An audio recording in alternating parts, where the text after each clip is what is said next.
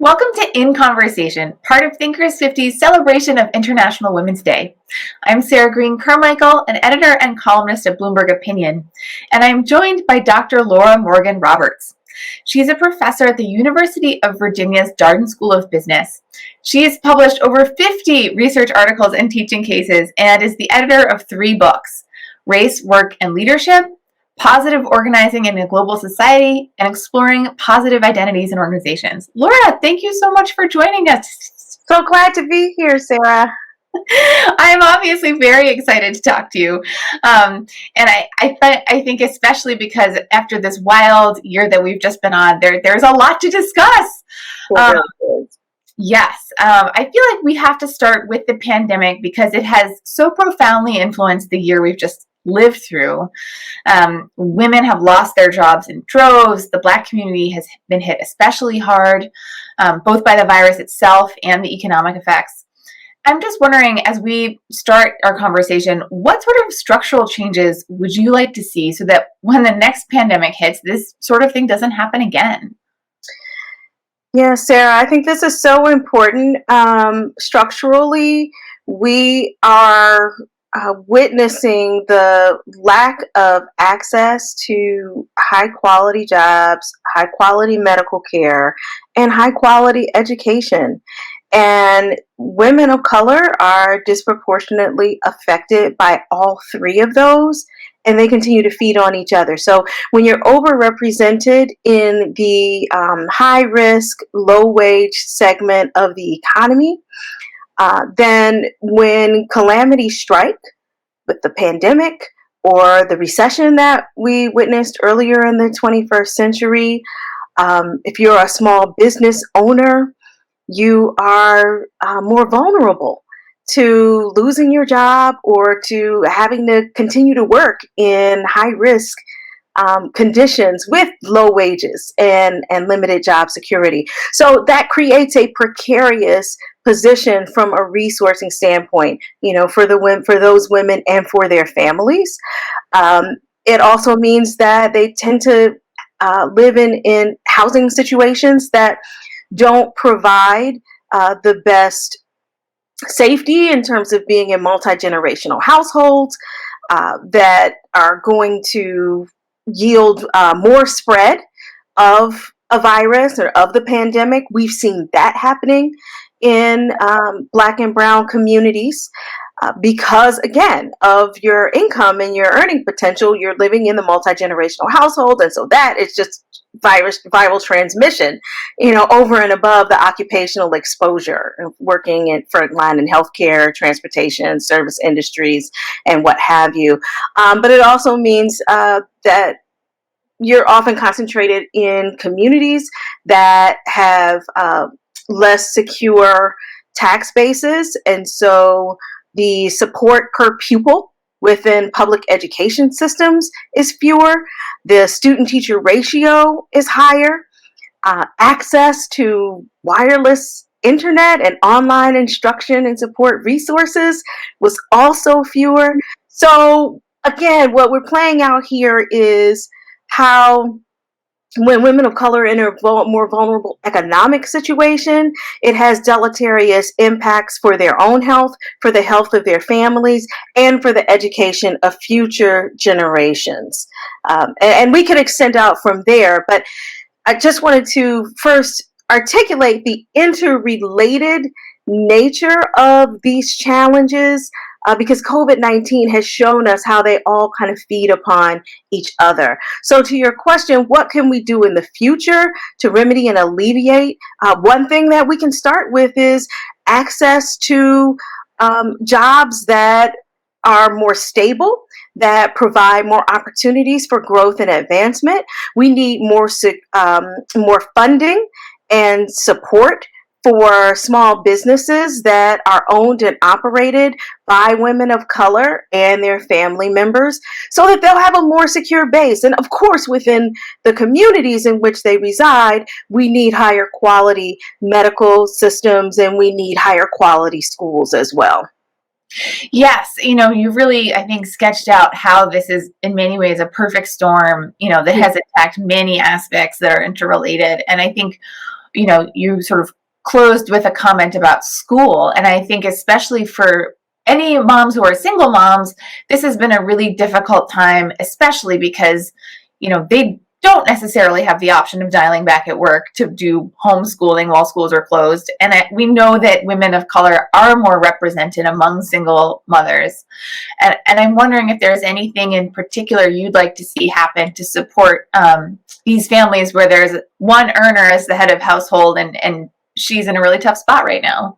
In a really tough spot right now because the pandemic, the nature of the pandemic, and the steps that we've had to take as a society to curb the spread has meant that we have taken away our support that comes from childcare providers, right? Not just schools, not just having kids at home with remote learning and how that is creating unique challenges, but we also are not having the child care support either intergenerationally or from women of color who are overrepresented as child care providers, who also have helped to to maintain and sustain the fabric of society for working women. Particularly for working women who are head of household, primary breadwinners, and perhaps even single parents. So what you have now is a group of women who are trying to do it all at the same time in ways that, number one, they didn't sign up for. So they never anticipated it. It's not like, people are like, oh, well, you chose to be a parent. You raised your hand. This was not the scenario that women signed up for. Was, yes, I'm going to homeschool and work a full-time job. So yes, we've got that dynamic across the board. But let's also think about what managers have required and expected of workers over the past year. Rather than relaxing our expectations and demonstrating a little bit more compassion, businesses have been thrust into survival mode of, warp speed agility as well. So workers are being asked to learn how to do things that they've never done before, to innovate on the job, to figure out how to keep things working and moving. And the data support that in these remote work situations, people are working more hours, not fewer hours. So I think as managers and leaders, we need to take an honest account of our expectations and whether or not they're, number one, realistic, two, are they fair, and three, are they sustainable? Realistic, fair, and sustainable. That sounds good. Like, do we have to meet on Zoom? Can we handle this via conference call? I know Professor Sadal Neely's new book, Remote Work, is she's a professor at the Harvard Business School, and so she's calling for leaders to challenge a lot of these assumptions so that they can structure these work environments in ways that are more fair and sustainable. When systems require a lot of voluntary demonstrations of commitment to the team, go over and above what your general expectations may be. That places an additional burden on people who are already on the margins of the system to prove that they're committed, to prove that they belong, to prove that they're invested in the work and the success of the team. And women of color, for a variety of reasons that we can talk about, are in more precarious positions, even when they're in professional roles, because they get less managerial support. They have more pressure to demonstrate their ability to assimilate within the corporate culture and to defy or counteract negative stereotypes that people may have of them because of their race or their gender or the intersections of the two. And so these create additional sets of pressures that the Catalyst Research Institute has labeled a cognitive tax and an emotional tax. that they're already bringing to work. So you add to that these amplified expectations to, take another one for the team. And, in the wake of a pandemic, when, as you mentioned, there are a lot of other personal and family health and support responsibilities. For me, it comes down to the question of sustainability. Yeah. Yes. Well, and you had an interesting piece for Harvard Business Review where you talked about how working from home is different for women of color. So maybe, before we move on from the sort of impact of the pandemic, it would be great to hear more thoughts on that. Because I think that there is this assumption that somehow this pandemic has been like a great equalizer, that working from home is sort of great for everyone. And that maybe isn't the case. Yes. So I was fortunate to collaborate on 2 pieces for Harvard Business Review that addressed race and its intersections for the workforce in the pandemic. The first was about how companies should understand the impact of this pandemic on their workers of color and demonstrate more compassion, concern, and recognition of the inequities that are being exposed, right? It's not a great equalizer. In fact, it's showcasing the inequities that are present within our organizations and within our societies.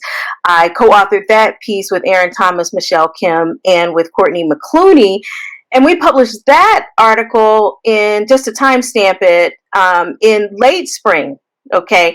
And then George Floyd was murdered. And the racial protests began in June 2020. And Courtney McClooney and I collaborated on a follow-up piece about the unique pressures of working from home for Black workers, and many of our insights would extend to other women of color. So one of the things that we talked about was the spillover of these racially traumatic events onto the well-being and the engagement, physical and psychological well-being of members of the affected community. So even if you didn't know George Floyd, witnessing what happened to George Floyd creates a vicarious strain or pressure upon workers of color, upon women of color. When George Floyd called out for his mother in the final moments of his life, the hearts of Black women, the hearts of Black mothers held that in a different space of grief. And it's hard to check that at the proverbial door, so to speak. So the survival tactic has been, we code switch. We show up at work and we leave all of that other stuff outside of work. Yes, we're carrying this pain, but according to the Center for Talent Innovation, but there's now COQUAL, but the former report came out under Center of Talent Innovation, over 40% of Black workers said it's never appropriate to talk about race and race-related events at work. So you're carrying this in your heart and in your psyche, but you dare not talk about it. You dare not speak about it. You check it at the door and you walk into your office and you put on your professional self, and then you leave work and you grapple with these other issues and you form community to heal and support and encourage one another around those. Okay, so fast forward to remote work in 2020. What are the implications here? We don't get to check it at the door, right? Most of us are still working at home. And not only that, we're now inviting our coworkers into our personal space. So the part that we may have been holding for our own, measure of safety or authenticity or free cultural expression, or just trying to create some boundaries to cope, that's now being exposed in different ways. And again, the heat of the racial protest also led to a greater level of transparency and openness within organizations about how racism is showing up, how sexism and classism are perpetuating racism in our organizations. And so that in addition to the pandemic, the COVID pandemic has created another layer of complexity and potential strain for women of color. So in that piece, working from home while Black, we were really touching on the combination of all of those factors, not just remote work, but remote work in the context of the pandemic and the racial justice movement. Yeah, I mean, it's remarkable that, you cited that statistic, 40% of Black employees thought it was not okay to ever talk about race at work. That was a few years ago. That was several years ago. Right. Yeah. Well, yeah. And then this summer with George Floyd and Breonna Taylor, like suddenly companies are like, oh my goodness, let us talk about race now. And I could imagine that in some cases, the discussion is overdue and welcome. And in other cases, it's like, I'm dealing with a lot of stuff right now. Maybe don't expect me to bare my soul in front of my white colleagues, perhaps. I believe there were mixed feelings.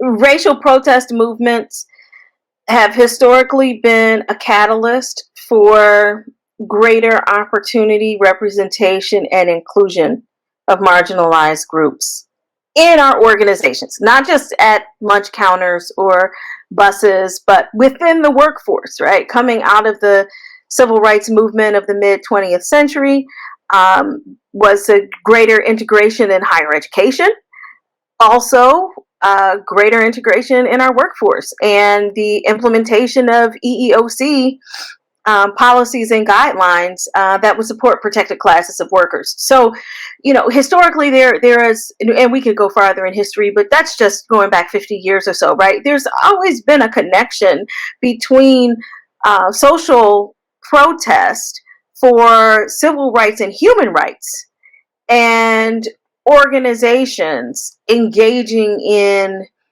more focused and targeted behaviors and initiatives that would, reflect those same principles of equal access and opportunity within our organizations. So I think you see, on the one hand, same book, different chapter. Folks are laying their issues on the table, putting their hearts on the line, and as a result, organizational leaders feel inspired, convicted, or both to initiate some changes within the organizations.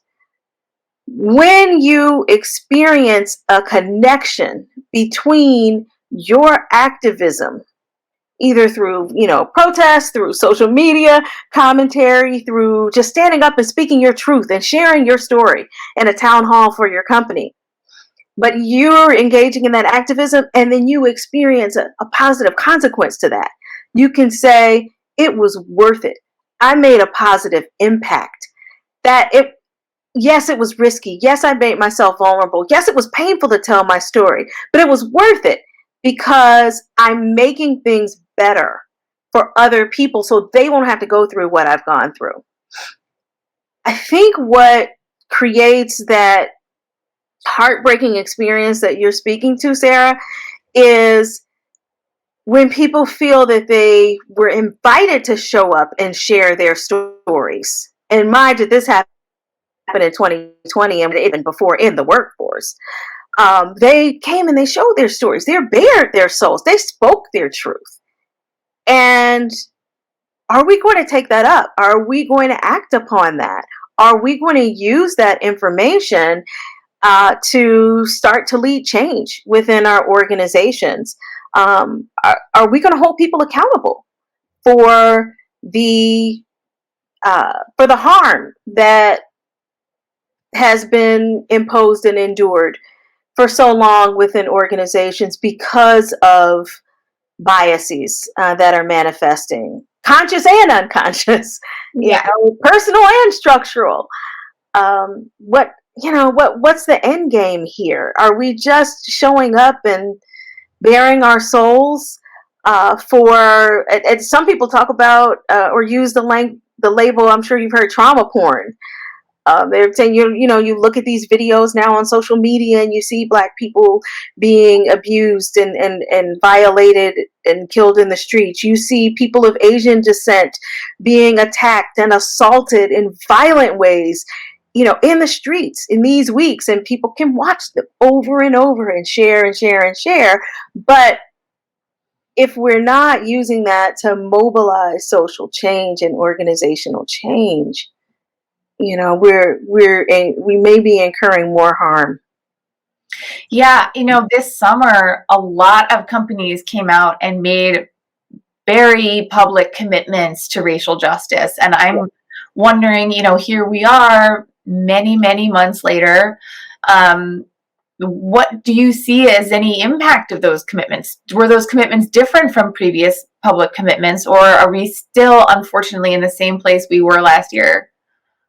I don't think we're in the same place we were last year. I was just, preparing for some talks for around this topic in 2021, and it inspired me to look at the year in review.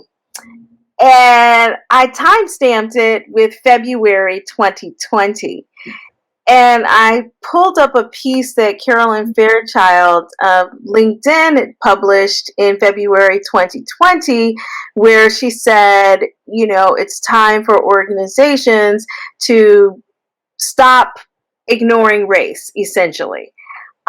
Talking so much about diversity and inclusion, but not talking about race at all. And she interviewed me for that article, and this was a few months after the Race, Work, and Leadership volume was published, and then the HBR Advancing Black Leaders piece series had come out, and I echoed that sentiment. So yes, it has not been appropriate to talk about race openly within our organization. So I think in all fairness, we have to at least acknowledge that in the past 12 months, we have gone there. We have opened the hush box. We have talked about race. So then the question is, so now what?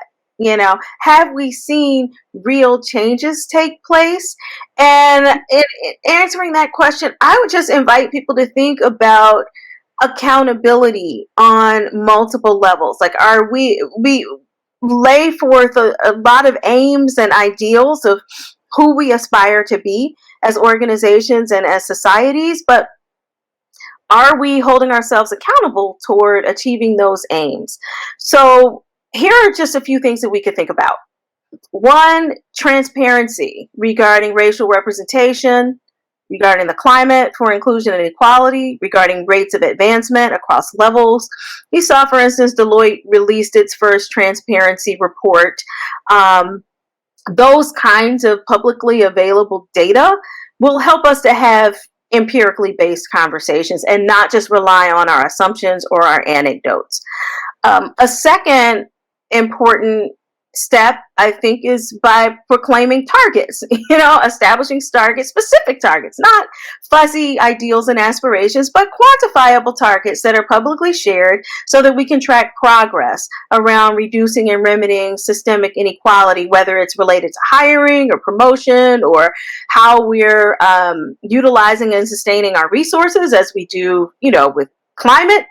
We can also think about that in terms of these dimensions of equity for hiring, promotion, wage equality, and so forth. Are we then associating positive incentives for leaders who are helping the organizations to meet those targets?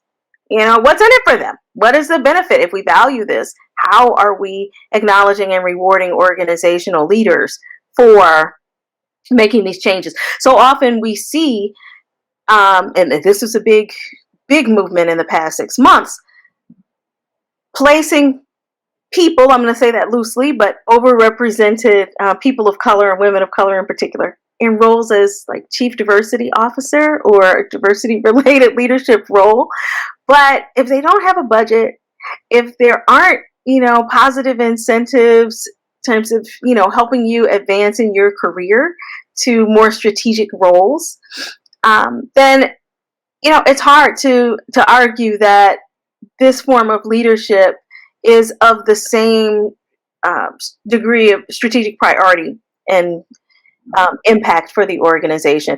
Are there penalties for underperformance on targets and for leadership practices? And are there penalties for violating moral or ethical principles with respect to racial justice? I mean, we started this conversation with the Me Too movement a few years ago, and that's been met with an intense debate about cancel culture. Well, you can't just cancel people just because they made a fumble or did something wrong. But there's systemic patterns of behavior that people are sharing as they're speaking their truths, and the system is not holding itself accountable for those kinds of violations. It loses the integrity of the entire initiative.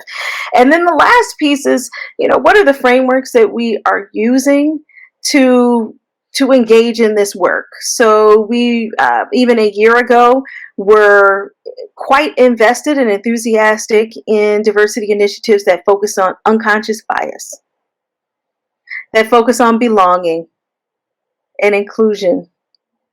And both of those frameworks fail to implicate personal agency in the ways that are necessary to really hold leaders accountable, and they often perpetuate false equivalencies as well. So we started our conversation with structural racism, with structural inequality, with the impact of the pandemic on women of color, for instance. It's hard to go from that level of historical and contextualized understanding to creating a comparison to say, you know what, I don't feel comfortable wearing suits to work. I like to wear black t-shirts because that really helps me feel more authentic and self-expressive and like I belong.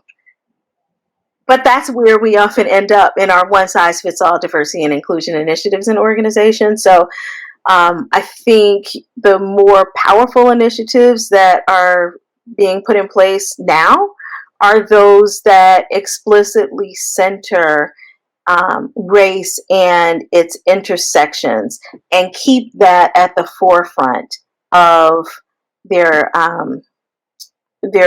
commitment for strategic change and for culture change within the organizations.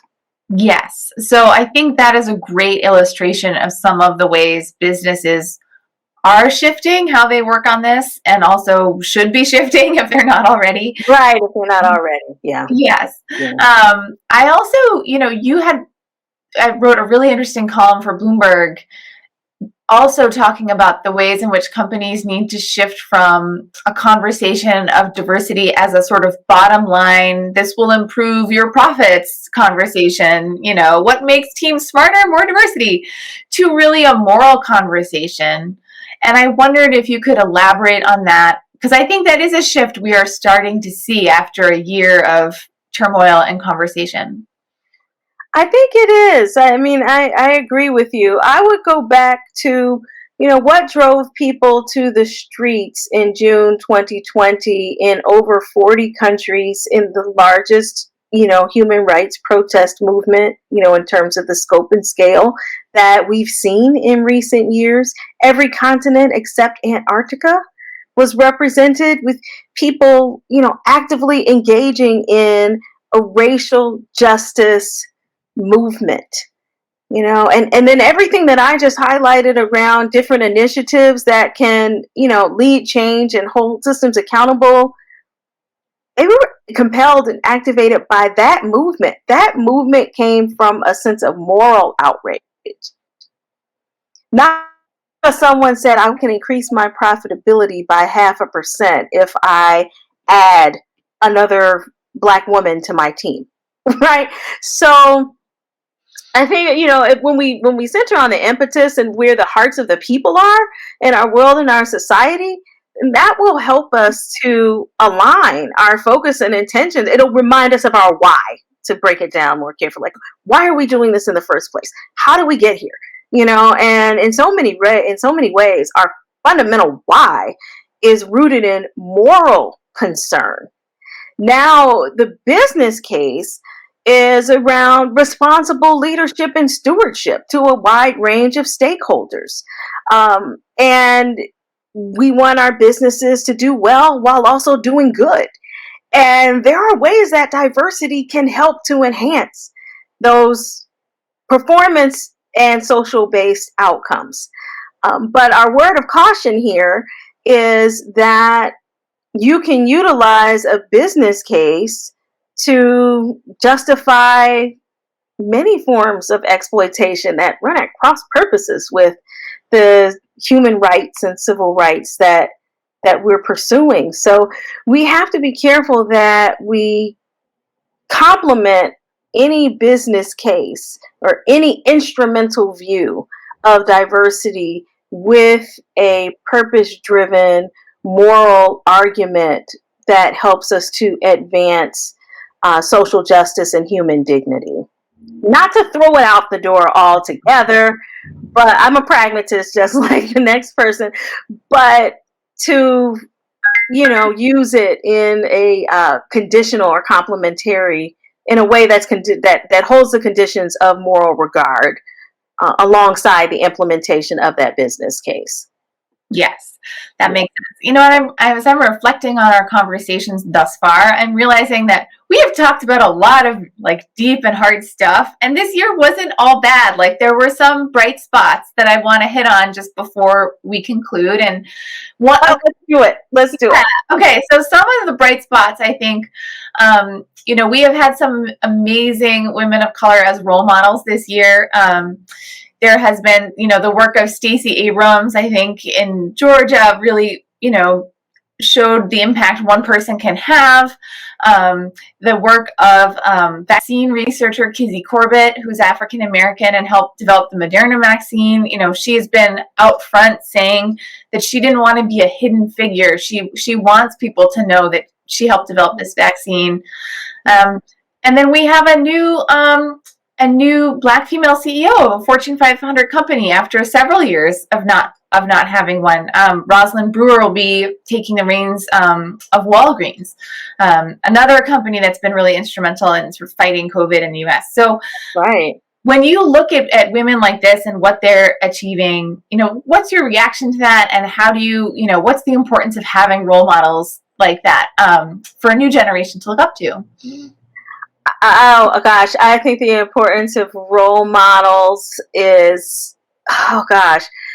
it's hard to quantify, right? It's even hard to capture in a scientific equation because it expands the imagination in infinite ways. It helps people to see a possibility beyond so many of the structural constraints that we highlighted today. It's to say that even in light of the challenges and the hardships that we outlined, there is still possibility for growth, for advancement, and there's a dire need for leadership of Black women, of women of color, and that our society thrives and our world thrives when we have more diverse representation at the senior-most ranks of leadership.